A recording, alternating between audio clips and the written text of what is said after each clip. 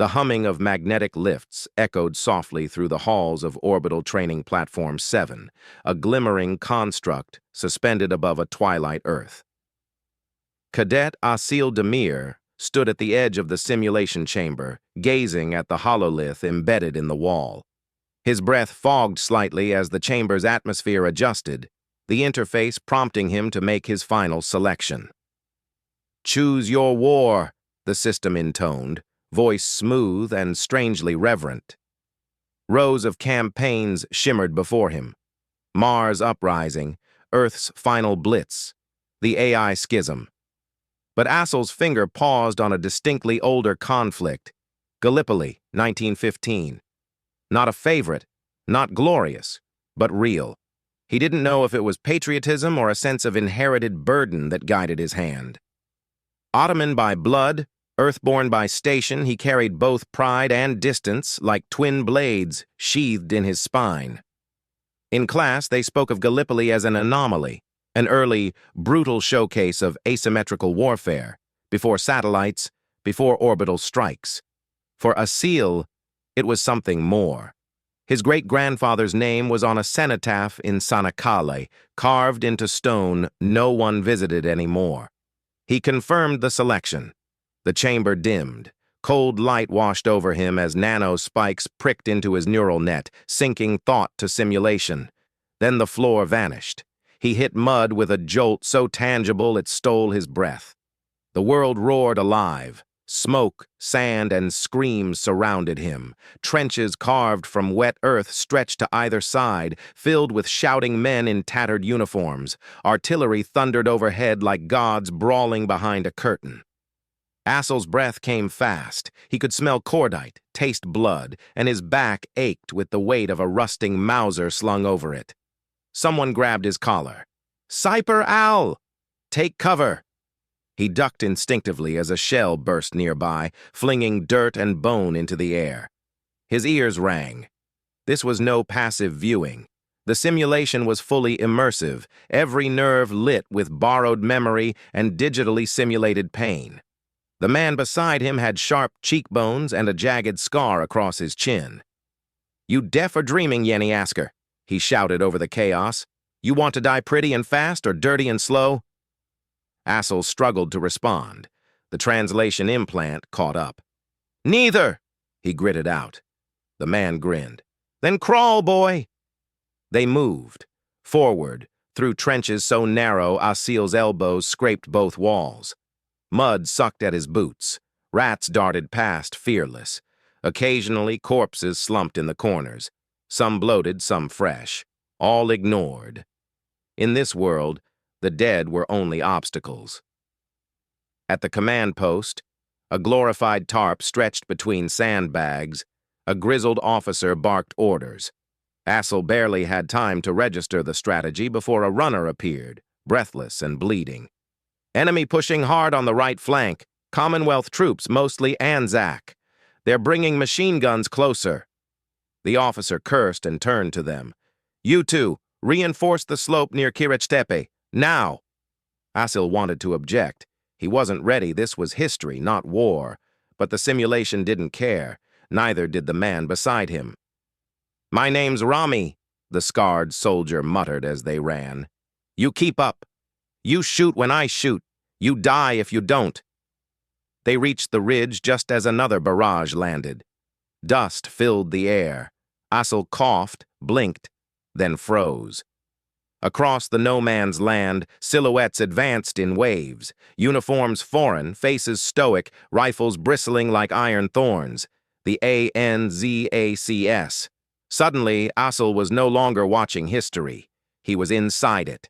Rami fired first, clean and fast. Asil followed, the kick of his Mauser jolting him. The enemy fell, but others kept coming, relentless. For what felt like hours, they defended the slope. Bullets sliced the air. Explosions shook the ground. And yet, Asil felt clarity. The simulation forced him into instinct, but his thoughts remained his own. He saw fear in the eyes of his enemies, human, confused, just like him, and he saw resolve in the men around him, men history forgot. Eventually, Silence fell. Smoke drifted. The Anzacs retreated. Assel slumped behind a rock, lungs burning, heart wild. Rami sat beside him, bleeding from a graze to his shoulder, smiling like a man who'd seen the abyss wink. "You're not bad, Yenny Asker," he said, "for someone born far from this dirt." Assel wanted to reply, to say he wasn't really here, that this was data and fiction, but the mud on his boots and the ache in his arms silenced him. This felt more real than anything in the academy. He looked up. A flicker passed through the sky. Like a glitch in the simulation, a ripple of stars where none should be. Brief. Gone. Rami didn't seem to notice, but Assel did. Something had changed. As he stood, helping Rami to his feet, the air felt different. Not just heavy with smoke, but dense with something else. Presence. This wasn't just history anymore, and someone, or something, was watching. The ridge fell silent except for the low, uneven breathing of those who had survived. Assel's hands trembled as he helped Rami lean against a blackened sandbag. The older soldier waved him off with a grunt, already ripping open a ration tin with grim determination, as if chewing stale meat could somehow erase the memory of fresh blood. But Assel's mind remained tethered to what he had seen, a shimmer, a flicker like light warping around a lens, a distortion not coded into the simulation. He turned, peering toward the sky where the anomaly had appeared. Nothing now, only gray clouds and the distant buzz of a reconnaissance biplane. His HUD recalibrated with a soft ping, failing to register any aberration. Whatever it had slipped past the simulation's oversight. That wasn't supposed to be possible. Before he could dwell on it, a sharp voice interrupted. "Cadet Demir.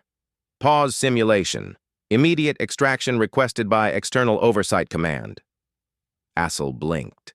The voice didn't belong to the simulation's automated guide. It was clipped, sterile, and unmistakably real. The world around him froze, the battlefield stilling like a painting caught in the moment before chaos resumed. Rami's wounded arm hung mid-air, a drop of blood suspended like a ruby in stasis. With a burst of white, the simulation peeled away. He collapsed back onto the hard deck of Orbital Training Platform 7, gasping like a man pulled from deep water.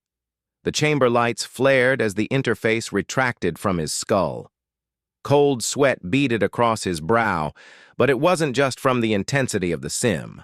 Commander Livia Noor stood outside the pod, flanked by two stern figures in charcoal uniforms bearing the insignia of the Pan-Terran Intelligence Bureau.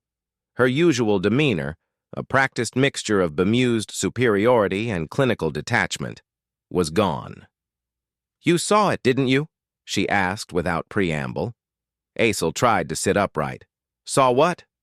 "The breach," one of the agents said, stepping forward.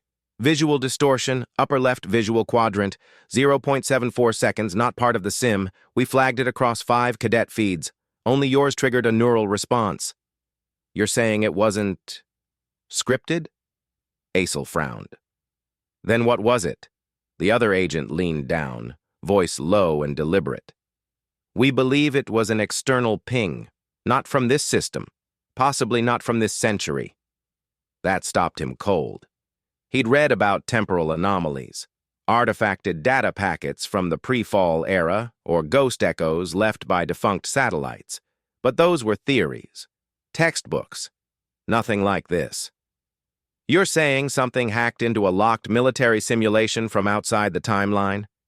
Livia Noor nodded grimly. "We don't know, but what we do know is that the Gallipoli simulation is now classified Level 10. You are the only cadet authorized to re-enter it. Effective immediately." Assel's pulse surged. "You want me to go back?" "You were chosen by it," the agent said, and something in his voice turned reverent. "That matters." He wanted to laugh, to argue that being chosen by a phantom glitch in a century-old war was absurd. But deep down, Part of him was already trying to remember what Rami had said, what Rami had seen. That soldier, fictional or not, had looked into his eyes like he knew something. Back in his quarters, the simulation logs replayed on his console. Frame by frame, he slowed the moment when the flicker had appeared. In the span of a blink, the distortion resolved into something tangible. Barely. Not a shape exactly, but a presence. Like a scar in the simulation's code. Behind it, he thought he glimpsed movement. Uniforms not Ottoman or Anzac. Weapons too sleek for the period. Eyes glowing faintly through smoke. They weren't part of the war. They were watching it. Tracking anomaly confirmed. Temporal. Echo. Designation unknown. He leaned back, heart pounding. A memory surfaced. Something one of the tutors had said during military history class. Sometimes the past doesn't stay buried. Sometimes it's not just history you're simulating. It's something looking back. Assel closed his eyes, the sound of Gallipoli returning like a tide. Mud, fire, the echo of a war not yet done with him. He would go back. He had no choice. Assel stepped once more into the reconstructed war zone, but this time, something was different. The stench of cordite and salt water clung to the simulated air with oppressive realism. The cliffs of Gallipoli, so meticulously recreated, seemed sharper now, their shadows deeper, as though time itself had thickened. He descended into the trench line, boots splashing through digital mud, eyes darting for signs of the anomaly.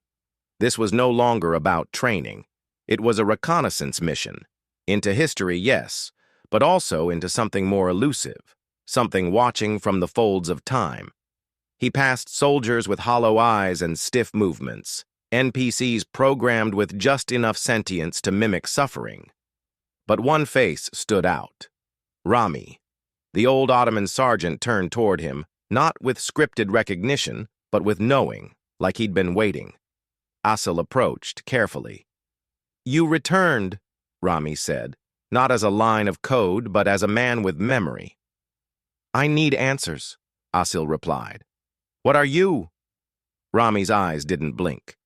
"I am the gate." And with that cryptic response, the trench dissolved. Not violently, but with the slow unspooling of an old reel. The simulation bled away. Around them, the terrain shifted. Gallipoli faded into a sterile corridor lined with flickering data panels and pulsing threads of light. The trench had not been a simulation. It had been a shell, an access point. Beyond it stood something vast. Entities, humanoid but elongated, their features obscured by translucent armor, stood in silent formation. Assel instinctively reached for the emergency eject, but his interface was offline. These were not constructs of his era. "You are not from this continuum," one said without speaking, the words unfurled in his mind, foreign but clear. "I'm human," he answered aloud, breath caught in his throat. "From Earth. Number you are deviation. Your kind altered history. You created wars and then simulated them. That makes you a danger." Assel tried to understand. "You're saying you monitor time?" "We are the witnessed, keepers of fixed threads. Gallipoli was one such thread, unstable. We chose you because you remembered it differently. You saw through the illusion." "So this isn't just a simulation error," Assel said, piecing it together. "This is a message." Rami stepped forward, transformed now. His Ottoman uniform shifted like oil, replaced by a sleek exoform glimmering with alien runes. But his eyes remained human. "I was sent to observe your simulation patterns, to see if your people had learned from your blood-soaked history, or if you merely reenacted it for entertainment." Assel's throat tightened. "Have we failed that test?" Rami didn't answer. Instead, he raised a hand and the chamber shimmered, projecting a cascade of wars: Verdun, Dresden, Baghdad, Titan Station, New Seoul. Centuries of human conflict, distilled into brutal flashes. "You catalog your own destruction," one of the witnessed said. But understanding is not the same as wisdom. Assel stared at the images, shame heavy in his chest. Then why me? Why not just erase the simulation? You are proof that empathy remains, Rami said. You saw more than data. You felt the war. You tried to save the dying, even knowing it was code. That instinct matters. Asil struggled to absorb it all. He had entered a training program. He was a soldier in a classroom, and yet somehow he had become a bridge between timelines, between truths. What happens now? He asked. You will return, Rami said, but you will carry what you've seen. You will speak of it, and in doing so, ensure the past remains a warning, not a loop. You're trusting me to fix history? We do not trust. We observe. Whether you fail or not is your story to write. The chamber darkened. Rami raised a finger, and the world split once more. Asil woke in the pod. The lights were dimmed, the training deck silent. Commander Noor was there again, her expression unreadable. You were gone for hours, she said, but the log only shows 15 minutes of runtime. Asil rubbed his temples, the weight of another reality pressing against his skull. They spoke to me. Whatever was inside that sim, it's real, and they're watching. She studied him carefully. Do you believe them? He nodded. I don't have the luxury not to. Outside the viewport, Earth turned silently below, unaware of the conversation held beyond its reach. Somewhere, Gallipoli still raged in simulation, 1,000 soldiers trapped in scripted death. But one cadet had seen through the veil, and what he carried back could change everything. Because now he knew the past wasn't just history, it was a mirror, and it was watching who would break the cycle or repeat it.